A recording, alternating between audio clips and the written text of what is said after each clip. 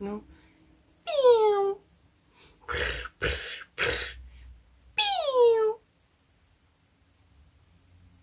Hey, you there? You there? Please don't sing sad songs. Come closer. Come closer. Can you feel the summer is coming? It's going at this time of the year. But anyways.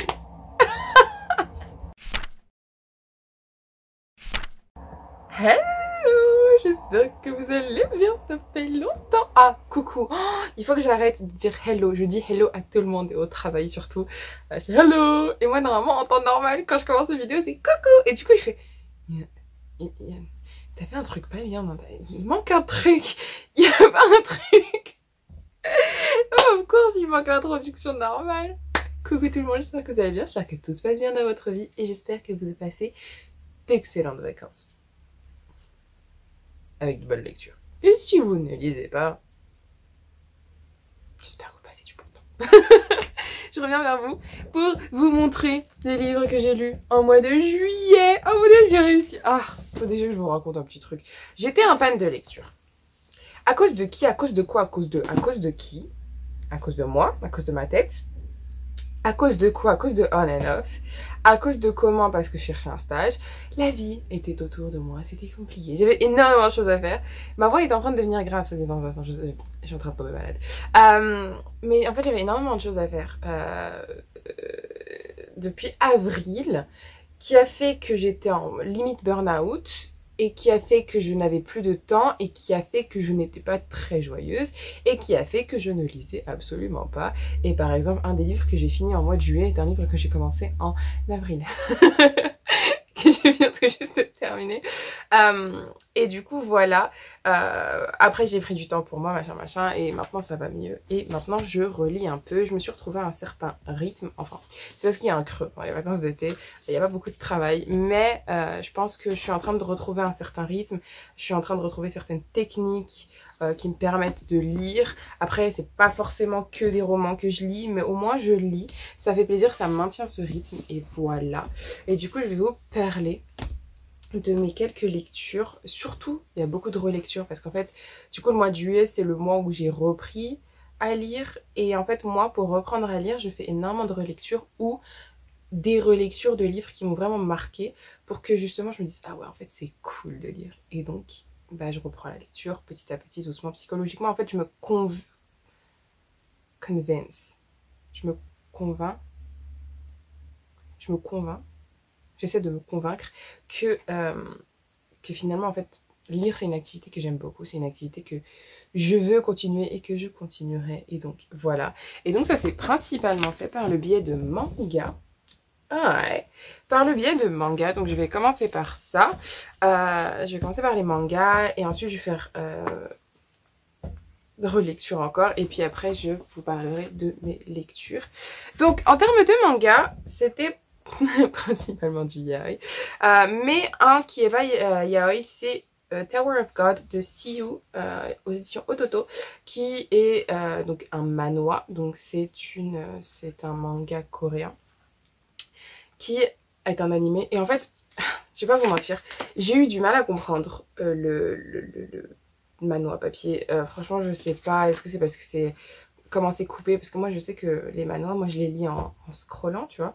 Donc, en page, c'est la première fois que je fais ça. Enfin, autre que Killing Stalking. Mais Killing Stalking, je l'avais déjà lu précédemment. Donc, je sais un peu le déroulement. Je crois que c'est un peu... Tower of God m'a vachement frustrée.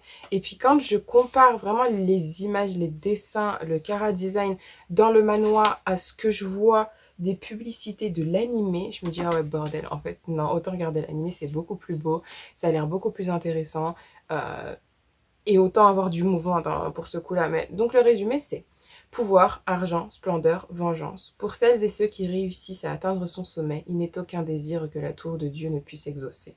Seulement, combien y parviennent.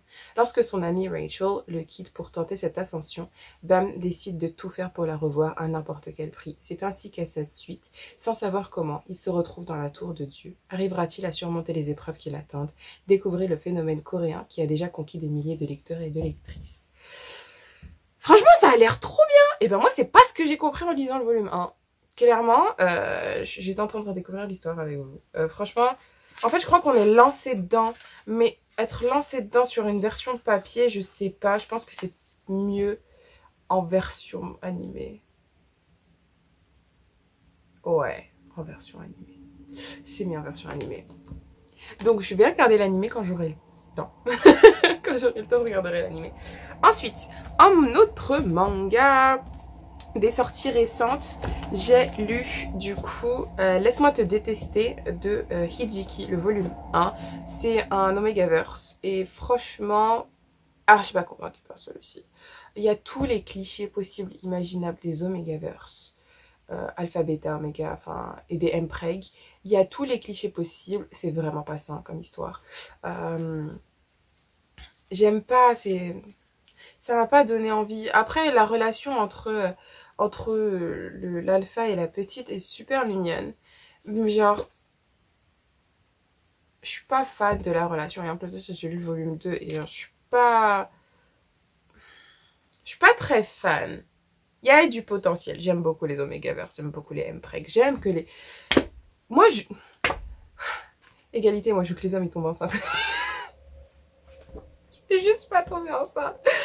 Et du coup, j'aime bien les M-Preg et les Omegaverse. C'est drôle, je trouve ça funny. Je sais pas, moi, je trouve ça drôle. Mais du coup, franchement, c'est pas ce qui m'a convaincue. C'est un non pour moi, celui-ci, par contre. Et ensuite, Let's Be Together Until the Love Blooms de Tomo Kurahashi, toujours aux éditions Taifu, hein, toujours aux éditions Taifu. Et franchement, celui-ci c'est j'allais dire Let's Be Together, non, Let's Be a Family, c'est un prequel de Let's Be a Family. Je crois que Let's Be a Family est sorti avant de Let's Be Together, et donc ça c'est eux quand ils sont au lycée. Let's Be a Family est genre trop mignon, surtout le dernier chapitre, genre trop mignon. Je fais abstraction des scènes dans ma tête, je vous le dis, parce que si les scènes sont pas mignonnes, j'en sais rien du tout, mon cerveau va supprimer ça. Mais genre, celui-ci je suis pas très fan non plus. J'ai préféré Let's Be a Family, mais après en soi ils sont en vrai ils sont cute. En vrai, celui-ci, il est archi cute. Il est beaucoup mieux que mes deux lectures précédentes. Mais du coup, ouais, il est cute. Donc, c'est le volume 1. Hâte de voir la suite. Ensuite, sa relecture avec une sortie récente. Mais genre, on va commencer par Taifu et on va finir par Anna. Il y a eu le volume 2 du coup de Monster Exposed de Ogel et Tsutanaka qui est sorti. Et bien évidemment, j'ai relu le 1 parce que mon kiff. Ça parle donc, je me rappelle plus des prénoms. Hayashida est toujours hantée par la violence. Oh, Hayashida. Donc ça parle de Hayashida. Mais le résumé est exactement le même. Oui, le résumé est le même. Il n'y a pas de... Ok. Et du coup, en fait, ce qui se passe, c'est que donc ça parle de Hayashida qui était... il y a, du coup, Ogel et Tsunaka a sorti, en fait, l'histoire qui est en rapport avec. C'était un monsieur avec des lunettes qui pleure. Ou pas de lunettes. Un monsieur qui pleure. Un jeune homme qui pleure avec des cheveux un peu blonds, décolorés. Et du coup... j'ai l'impression que c'est du noir et blanc. Et du coup, donc Hayashida était son copain qui le battait. Et là, c'est son histoire. C'est... comment il essaie de revivre après s'être rendu compte qu'il battait l'amour de sa vie et qu'ensuite il va rencontrer un de ses collègues avec qui il va avoir des relations et avec qui pour qui il va développer des sentiments. Et du coup, en fait, ça montre l'évolution psychologique de Hayashida, le fait qu'il ne veut pas que la violence en fait prenne le dessus sur lui et qu'il finisse par donner des coups à la personne qu'il aime. Il y avait des explications, mais ça n'explique pas aussi son comportement. On peut toujours se retenir. Mais il disait que voilà, il venait d'arrêter les études, il avait des problèmes au travail, il avait... bref, et à chaque fois il snappait en fait sur son ex. Et du coup là, maintenant qu'il a repris sa vie en main, il essaie de du coup reprendre ses pulsions en main. Et voilà, et ce que j'ai bien aimé dans le deuxième volume, c'est que on voit son ex aussi, on le voit, et il y a un peu le process de demande de pardon. Même s'il y a un process assez original dedans. Mais voilà, enfin après c'est pas pour toutes les âmes, dans le sens où c'est assez c'est assez émotionnel. Dans le sens où il parle des coups qu'il donnait, donc déjà il y a ça, ça parle d'abus, ça parle de contrôle de pulsion, après il y a des scènes bien évidemment, il y a des bagarres. Ils font que crier aussi parfois, je vois la majeure partie du temps ils sont tristes. Mais voilà, donc l'histoire est très... Moi j'ai bien aimé, c'était intéressant à lire, donc Monster Exposed, c'est en 2 volumes, donc c'est une duologie, fini. Dogeletsu Tanaka aux éditions Taifu. Ensuite, j'ai relu... Oh, je suis chouchou d'amour parce que j'avais besoin d'un peu de fluff dans mon cœur. J'ai lu les Minazuki-yu, qui est genre... Chaque fois je parle d'elle. Hein. De toute façon, Minazuki-yu, voilà. Petit oisillon écrasé sur le... Petit pipi écrasé sur le rivage, comme dit Nina. Oisillon sur le rivage que j'ai réussi à trouver. Trop aimé. À chaque fois je me dis, j'ai galéré pendant des années à le trouver parce que je voulais pas l'acheter en plein pot. Donc je l'ai trouvé en occasion. J'ai parcouru des kilomètres, bon, en métro, j'ai parcouru des kilomètres pour aller récupérer très tard le soir. Non, c'était très tôt le matin, Sérieusement, je me suis réveillée à 8h du matin pour aller le récupérer dans une station de métro. À 2h de chez moi. Donc je me suis réveillée à 7h du matin. 6h du matin. Ok. Get your ID straight. C'est quoi déjà? C'était quelle heure? Je crois que j'avais RDV à 9h et je me suis réveillée à 7h. Mais je suis arrivée en avance. Parce que je suis trop smart. Non, c'est juste parce que je sais pas attendre.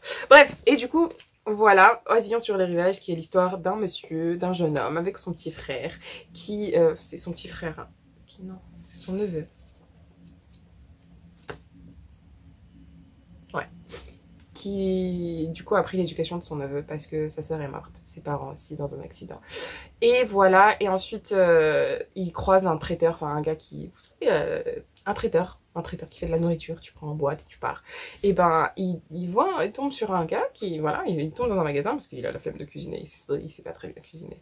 Il rentre dedans, il commence à goûter, il fait « Ah putain, c'est trop bon », il commence à acheter et tout, et après ça devient un customer régulier, un client régulier. Et après, bah, voilà, tu vois l'histoire en fait du traiteur, qui est assez original aussi, qui a une psychologie assez originale également, donc franchement, histoire très mignonne, très intéressante. Le petit a une psychologie assez similaire dans le sens où ce qui m'appartient, je ne veux pas partager. Mais voilà, franchement, Oisillon sur le rivage, Minazuki, c'est assez épais. Trop bien. Et bien évidemment, Change World, Sayonara Game. Sayonara Game. Et ensuite la suite, Change World, en 2 volumes. Donc ça fait 3 volumes, sauf qu'il y a une suite, mais c'est un spin-off avec un autre personnage. Et ça s'appelle Love Nest, et je crois que ça sort en français. Et genre, je les ai terminés il n'y a pas très longtemps, genre c'est trop mignon. Ah bah bref, Sayonara Game, ça parle de 2 anciens camarades, pas 2 anciens camarades de classe, mais 2 anciens camarades de club de baseball dans un lycée. Et quelques années plus tard, il y a un des deux, enfin le plus discret, qui se faisait pas remarquer par l'ancien leader, team leader, qui va se... Merci, gifle-moi, t'as raison. Qui va se retrouver à être le tuteur de la petite sœur de lui pour qu'elle réussisse ses études et le choc, enfin bref. Voilà, et donc on va s'en développer des sentiments. Enfin, ça c'est le premier volume du coup. Et Sayonara Game, le titre, enfin, l'histoire est dans le titre. Le titre est dans l'histoire. L'histoire est dans le titre est dans l'histoire. Et Change World, c'est la suite. Je démissionne. Pour tu quoi? Bref, c'est la suite. Et ensuite, j'ai lu, bien évidemment, j'ai relu, relelu. Et je le dis et je le relis. Je le lis et je relis, comme le dirait après un très grand clown. Musulmane du monde. Musulmane du monde à la rencontre de femmes inspirantes de Élise Saint-Julien. À chaque fois, je fais cette erreur et je vais arrêter de faire cette erreur. Je déteste faire des erreurs dans les noms de famille. Élise Saint-Julien ou Saint-Julien et LK Imani. Sister, sister.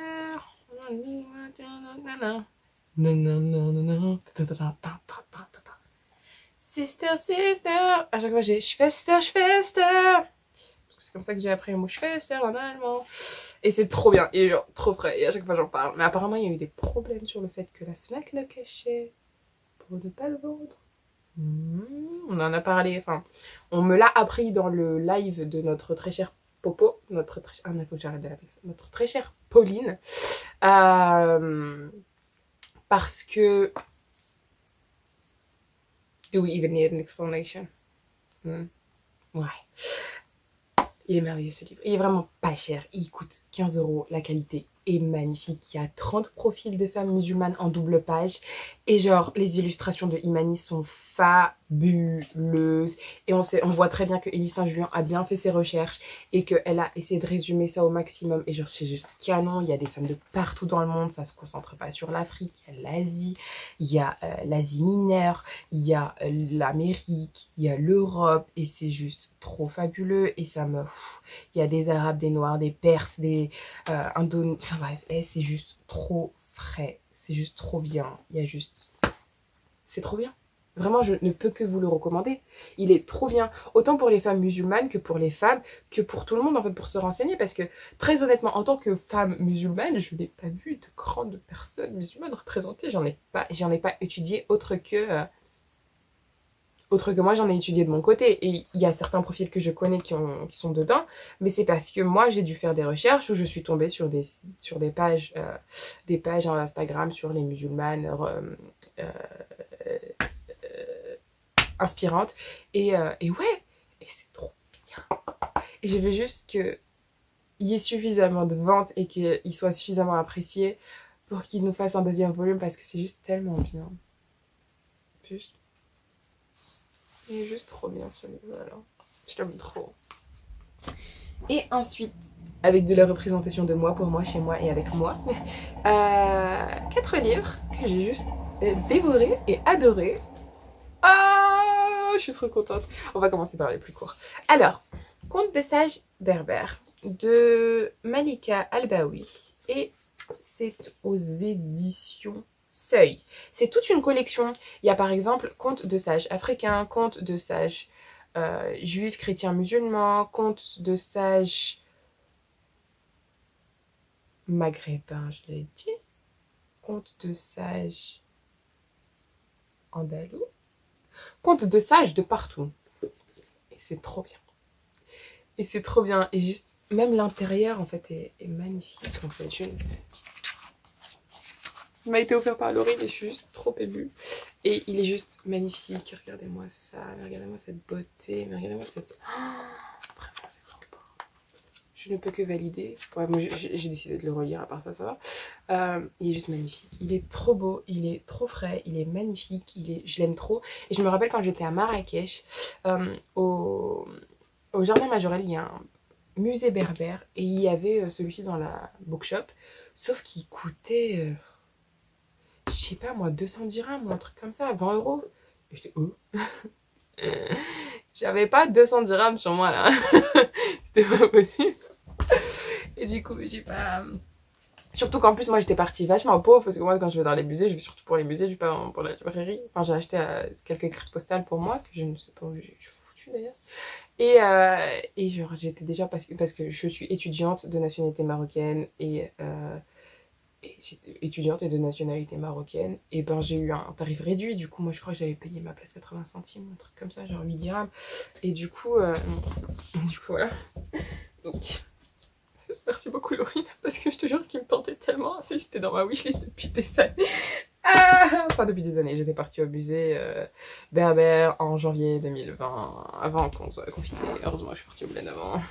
Ensuite, un livre que j'ai reçu des éditions Améthyste, qui est juste édition Améthyste dans la collection plurielle, et c'est un livre de Julia Sandra Decker que je connais et que je reconnais et que j'ai toujours voulu lire et que je n'ai jamais lu, pour la simple et bonne raison que je ne savais pas ce qu'il y avait dedans et de quoi ça allait parler, si ça allait me frustrer, me brusquer ou m'invalider.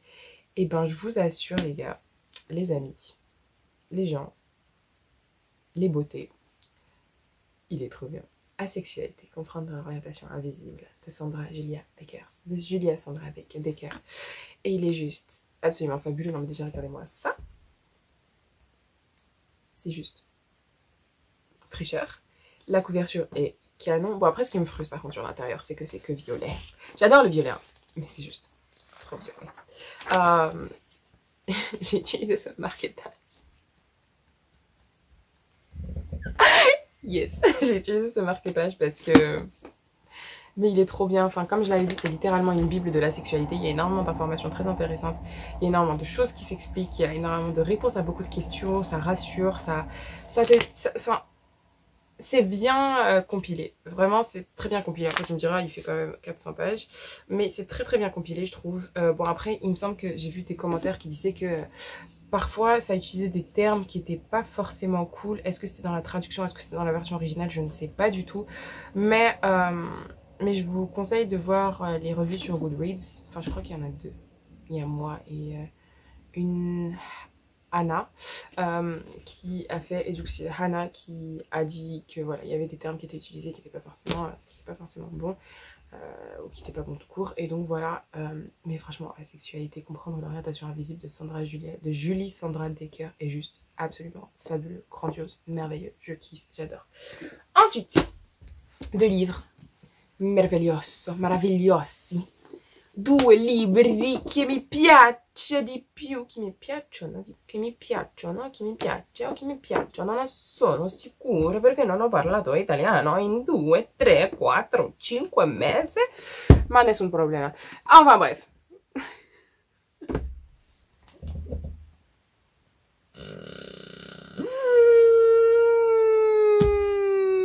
Mon cerveau est là en train de... Mon café est là, je l'ai toujours pas bu, donc c'est pour vous dire.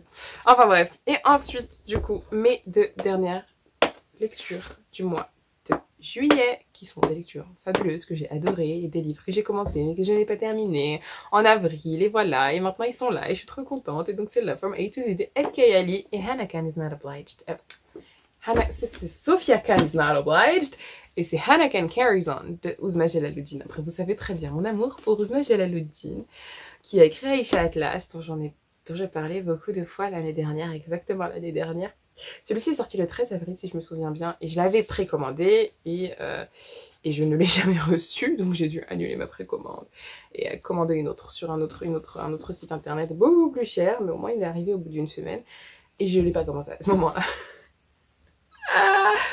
Ah là là, je vous jure, je sais plus comment utiliser Amazon, ça fait presque un an que je n'ai pas utilisé Amazon, vraiment ça fait presque un an que je n'ai pas utilisé Amazon.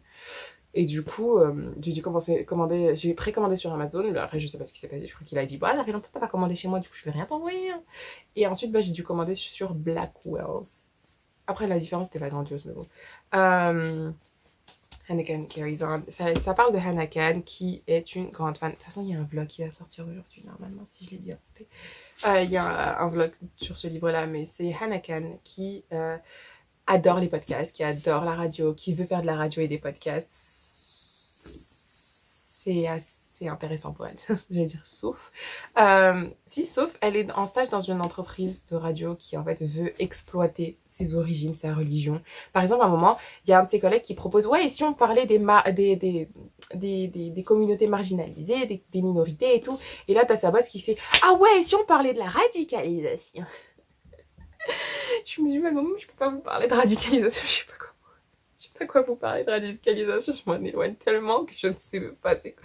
Bref, je peux pas vous parler de radicalisation. Et en plus, ma religion, c'est pas ça, tu vois. Et donc, Hannah Khan, c'était ça. Et elle était choquée, elle disait, mais voilà.